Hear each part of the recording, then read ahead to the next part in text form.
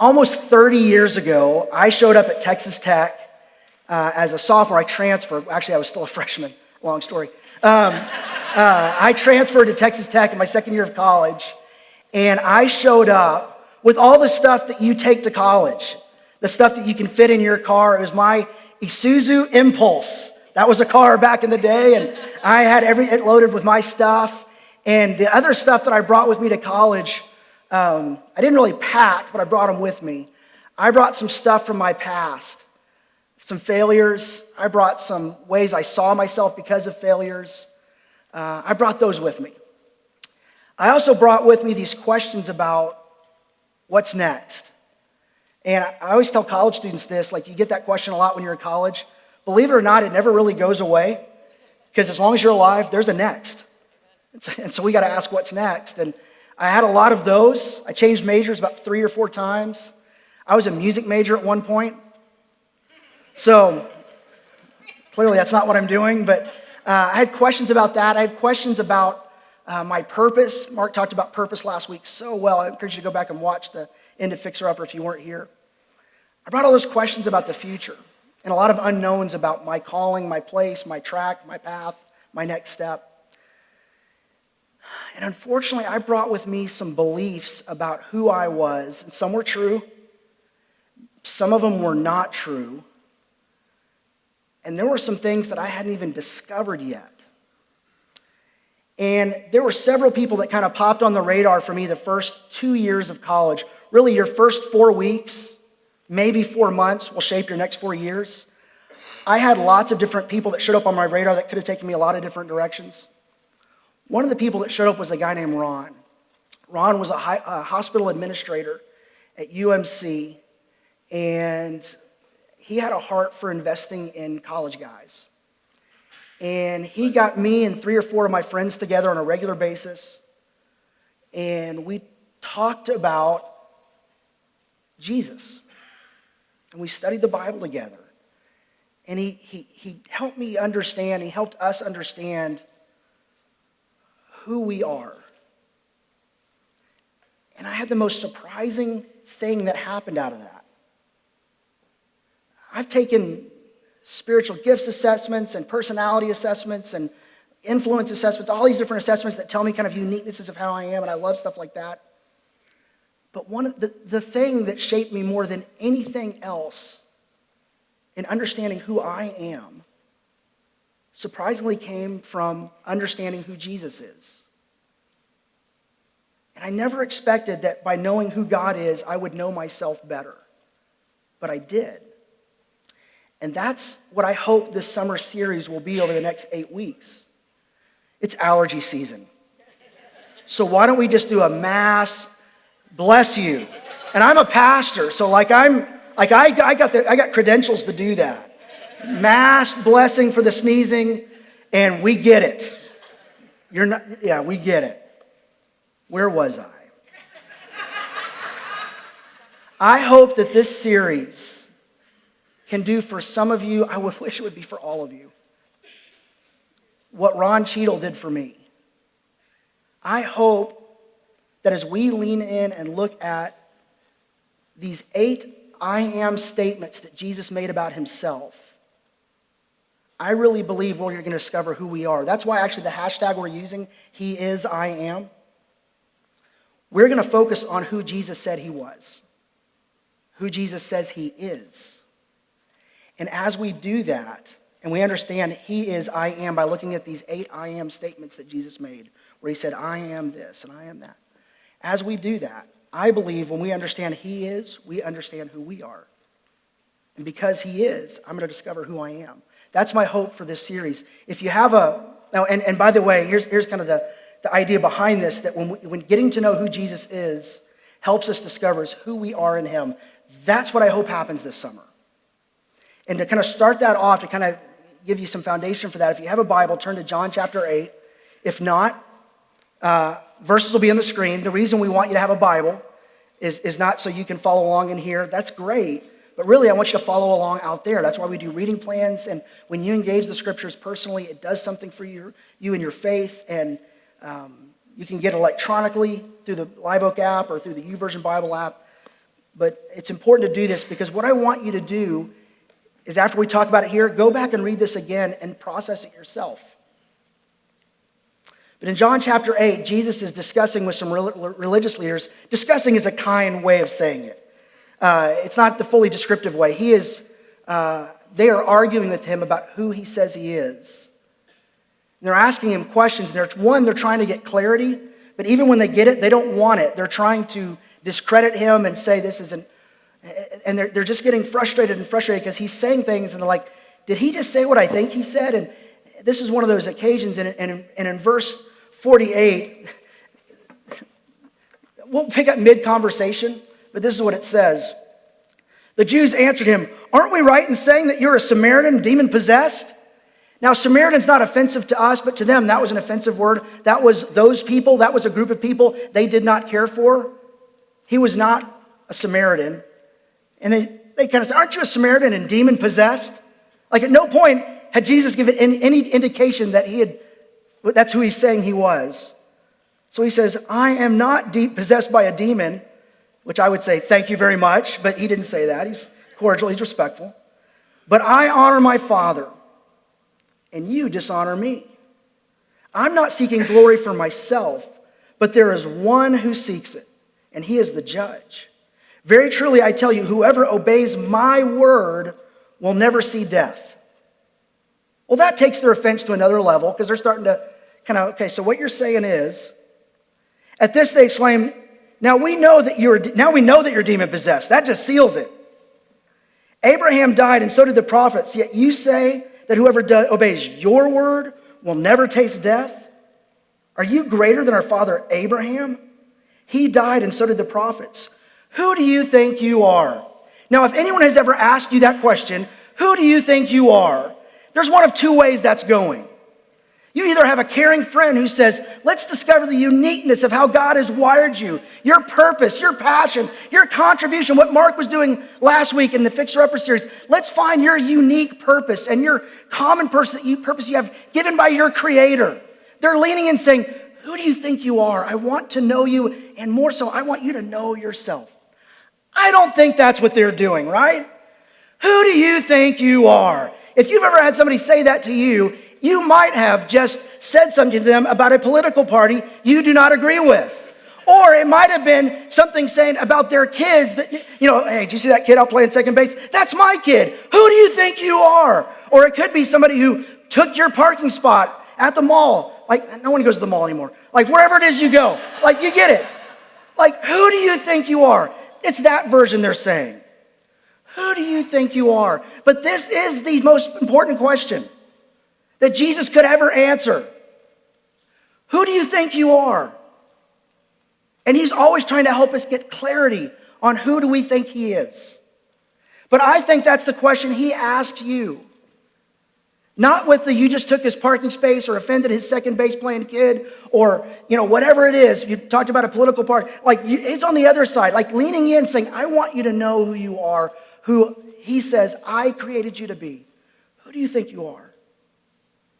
It starts with asking, who do you think I am? That's how the conversation is going. Jesus replied, if I glorify myself, my glory means nothing. See, the thing with Jesus is he only matters if he is who he says he is. And he's God with us. But that's who he's saying he is. My Father, whom you claim as your God, is the one who glorifies me. Though you do not know him, I know him. If I said I did not, I would be a liar like you. You think that dialed down the intensity of the conversation? If I denied God, I'd be a liar like you. But I do know him, and I obey his word. Your father Abraham, so there he's going back to the roots of their, like the forefather, like the founding father of their faith. Like that's going back to Abraham. And he rejoiced at the thought of seeing my day. This is what everyone should have been looking forward to. He saw it and was glad. So they asked him, you're not yet 50 years old, they said to him, and you've seen Abraham? Very truly I tell you, and this is where he drops a word on them that's in the words of Ralphie in A Christmas Story, he uses a word that is the big one, the queen mother of all bad words. But he doesn't cuss.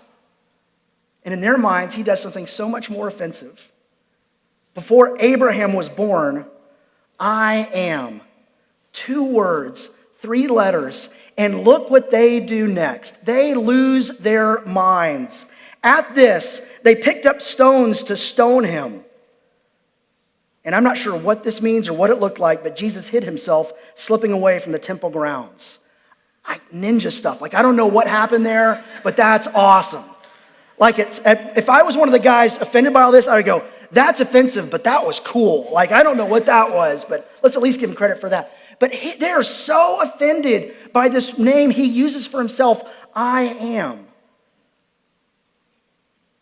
And when he says that, he makes a claim about himself. He goes, this is my name. And it dates all the way back to Moses.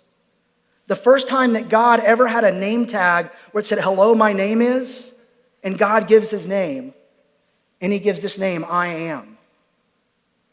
And if you remember Moses' story, Moses was in Egypt as a baby that was kind of offered up because they were starting to kill off the Israelites, the Egyptians were.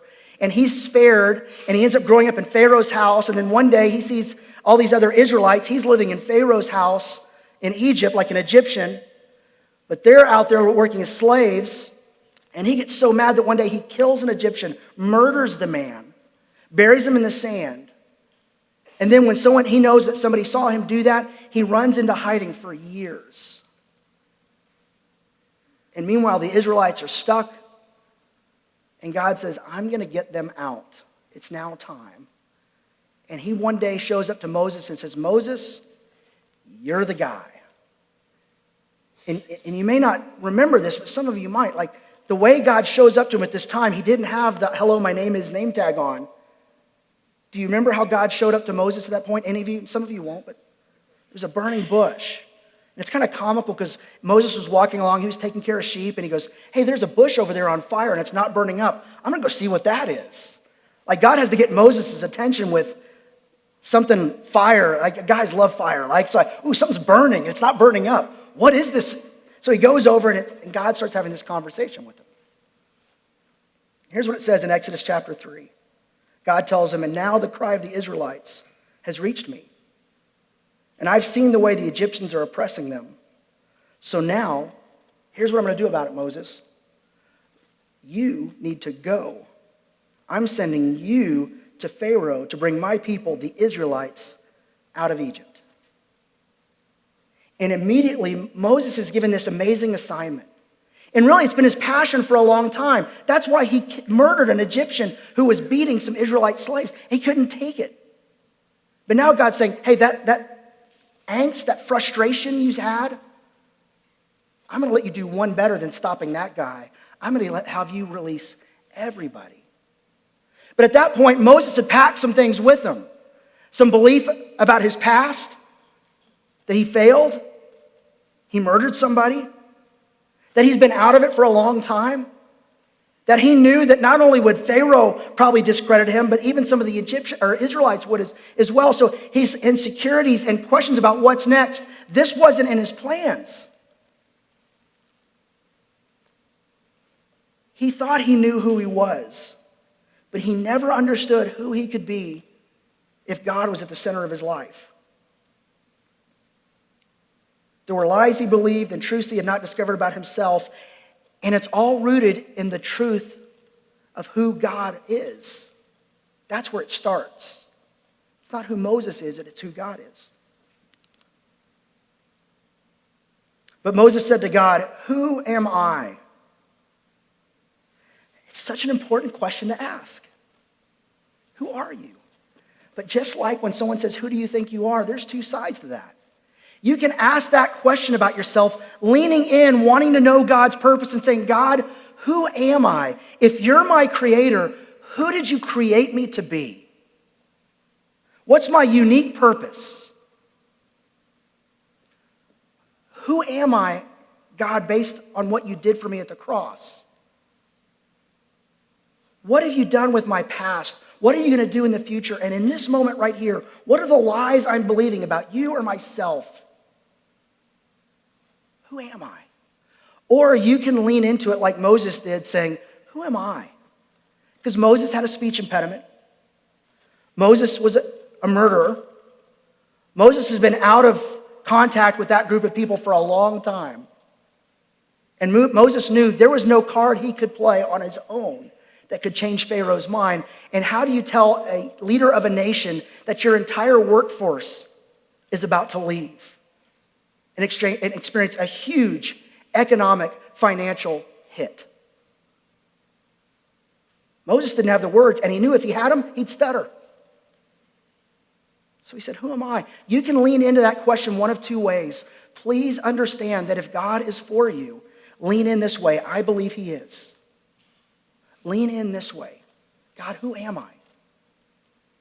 What are the lies I believe? What's the truths I need to discover? So as Moses asked that question with excuses and self-doubt, here's how God replies. And God said, I will be with you, and this will be a sign to you that it is I who have sent you. When you have brought the people out of Egypt, you will worship God on this very mountain. Now, I get why Moses doesn't think that's enough. That's like saying, here's be a sign that I'm with you. Once it's all done, you'll end up back here. Okay. I'd like a sign before. Could we do could you have a bird go caw or something like that? Like if this is really you, or could you kind of do something? Or like, I need something before the fact. And this is how we are. Like we can be crystal clear on what God is asking us to do, but either because of self-doubt or doubt of him, or boy, that doesn't sound like I want to do, or even just it sounds like I'm leaving something or risking something. I need to be very, very sure. It can come at different levels. Or I really don't want to do that, so I'm going to make extra sure it's you. Can I have some kind of sign? And a lot of times what God says is, no, I'll make it clear what you need to do, and afterwards you will know for sure. In the middle, it's called faith. It's not blind faith. I mean, after all, God did show up to talk to Moses as a burning bush. And some of Moses' concern was not about, am I really hearing from God? He knew he was. His concern was, why would anybody follow me? What kind of leadership and influence do I have? I'm not sure I'm the person. Who am I to get this job done? So here's what he says. You know, that's great. We have the sign coming back to the mountain. That's great. But suppose I go to the Israelites and say to them, this is the God of your fathers. The God of your fathers has sent me to you. And they ask me, what's his name? What do I tell them? Like Larry sent me? Like what? Like how do I? Which God is it? Because remember, they've been in Egypt for a long time. A culture that had all these gods they worshipped. Pharaoh viewed himself as a god. Like if I just say God sent me and I say the God of your fathers, a lot of them forgot who that is. Who do I say you are? Which God is it? So God said to Moses, I am who I am. This is what you are to say to the Israelites. I am has sent me to you. And that's the name that Jesus uses when he says, I am. Jesus is saying he's the God who's in the burning bush. He's saying he's the God who is at creation. He's saying he's the God who always was and always has been, always will be, and never changes. In fact, that's what he says to Moses next. God also said to them, as you drop the name I am, that may not mean something to them yet, but say to the Israelites, the Lord, the God of your fathers, the God of Abraham, I'm the same one. The God of Isaac, I'm the same one. The God of Jacob, I'm the same one, has sent me to you. This is my name forever, the name you shall call me from generation to generation. I'm not changing. I'm consistent. And the same God that was with Abraham, the same God that was with Isaac, the same God that was with Jacob, the same God that was with Paul, the same God that's been with anybody who's ever followed God, Jesus says, that's me. And that's why they wanted to kill him. They wanted to take the life of the one who could give them life. Because how dare you say that's who you are? Unless that's who you are. This is a statement made about Jesus by the author of Hebrews. He says, Jesus Christ is the same yesterday, today, and forever. As you are on a journey through life, he is the fixed point of reference that will not change. Everything else in your life can change. He's unchanging. He's the fixed point of reference for your journey. He's the fixed point of reference for your identity. Who am I? If you ask that question, who am I? And you ask it on the right side of the equation, not kind of doubting yourself, but actually leaning in saying, I want to discover who I am. And you ask Jesus, he's the one to get your identity from, because your identity in Christ, he never changes. He's a fixed point of reference. Can you imagine driving somewhere and you plug in GPS, here's where I want to go, but the end destination keeps moving around? Okay, now recalculating. Anytime in your journey through life you're recalculating, it's either with purpose where God is sending you in a new direction, or you are getting off course. He is a fixed point of reference. Your identity in Christ will not be impacted, and it will not change based on the changes around you in the world, in your life. And consider Moses, even his failures. This is Moses, Moses. I don't think you checked my background right. You must be looking at somebody else, because I'm a murderer, I don't speak well, and I'm not a leader. I've been leading sheep, and they don't even follow me. I'm not the guy. Who am I? God says, no, who are you really, Moses? If you want to know who that is, lean into me. And Moses has this life-changing discovery with God.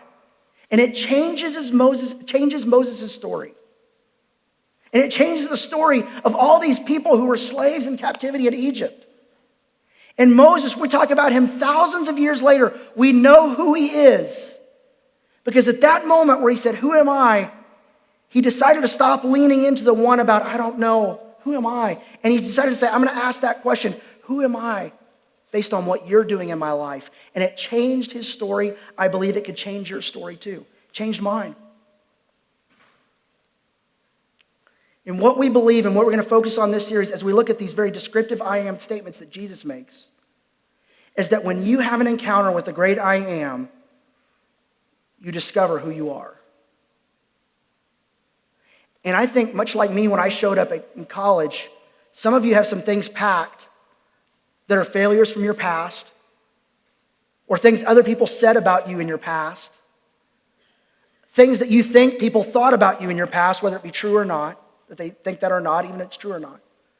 There are things about your future that you don't know. Some of them we want to know. Some of them we're not asking, but they're out there. And there are some truths about who God is and who you are that you haven't even discovered yet. All of us, I think, have that with us at this stage in the journey. The question is, will you lean into this in the right way? Who am I?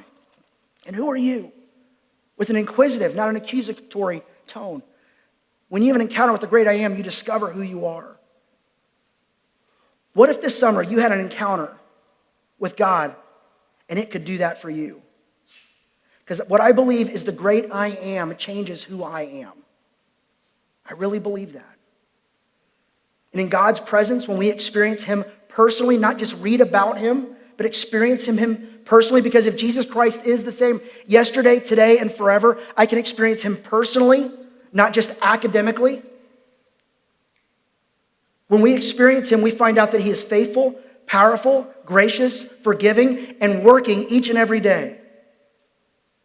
And what we discover when we have an experience with him is that we begin to understand who we really are. We are loved, we're forgiven, we're redeemed, and we're called to something. That there's purpose. My prayer for you this summer is that you would have a fresh encounter with the great I am. I can't do that for you, but God can. But it requires you making a choice. Am I going to lean into the question, who am I? And am I going to lean into the question, who are you?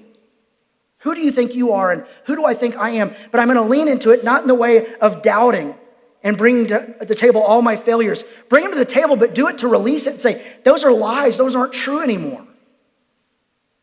Some of my failures were true. I failed.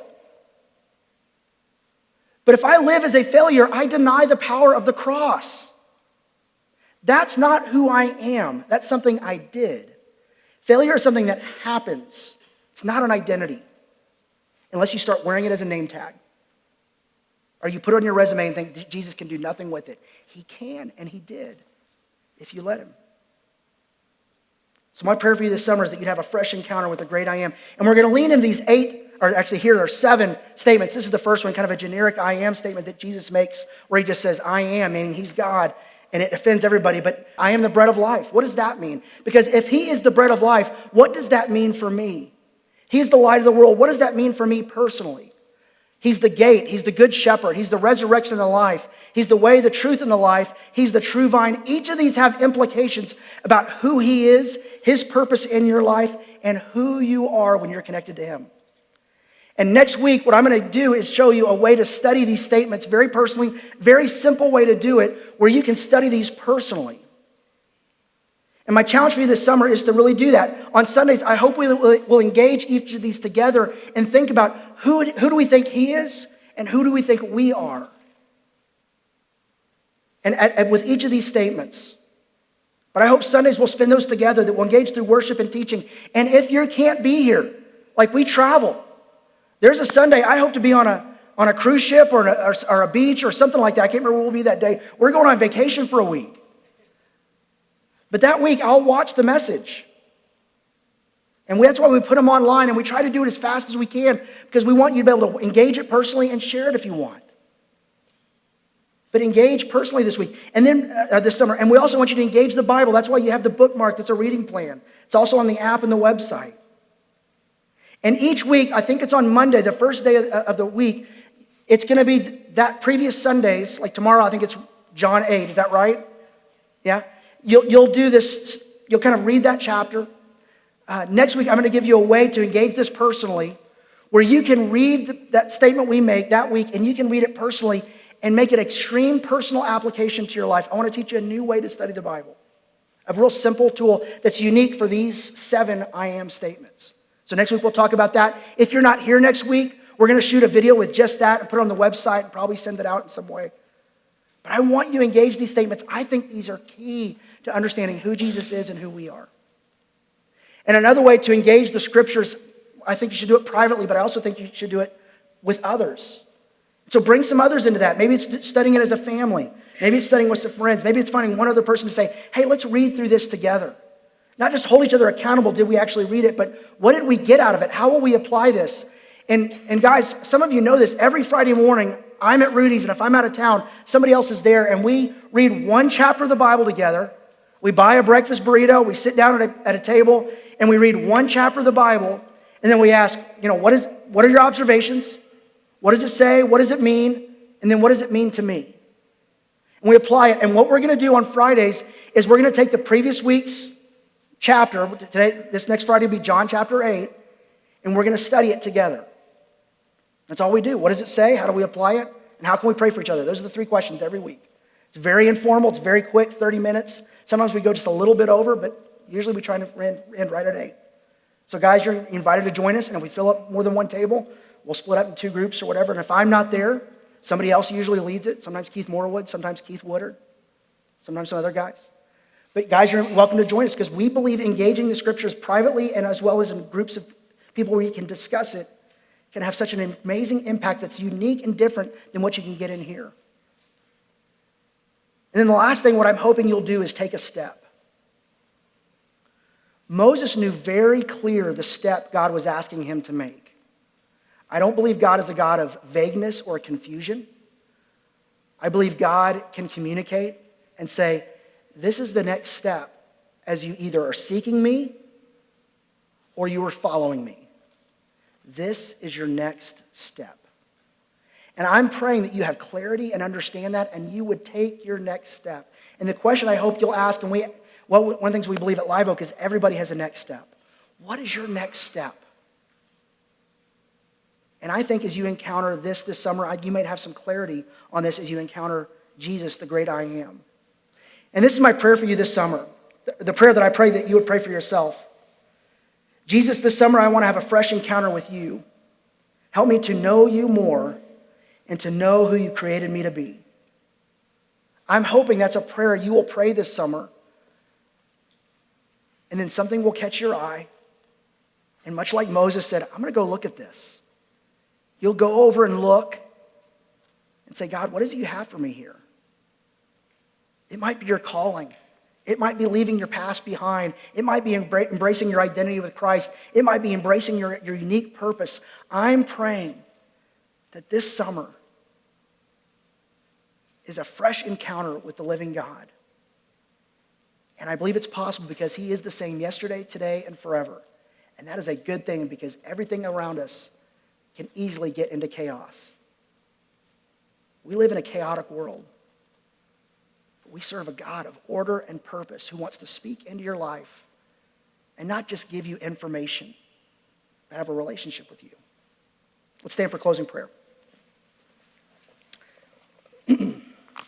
Dear Jesus, I pray this summer we would have a fresh encounter with you, that we would know you more and we would know more about who you created us to be. God, give us clarity on our next steps. Not steps we take to earn your favor. We've got that already. Otherwise, you wouldn't have died on the cross for us. You're our creator. You're our savior. But to follow you, it implies movement and motion. You're leading us somewhere. And as we go through life, we don't always have fixed points of reference. And sometimes the things we put down and think this person or this job or this event or this identity is going to be my fixed point of reference. And all of a sudden it changes. And we realize that life that we control is an illusion. Father, thanks for being willing to be a fixed point of reference. Not something we can look to, but someone we can look to. And I pray we would look to you this summer and have a fresh encounter with you to discover who you are and who we are. It's in Jesus' name I pray. Amen.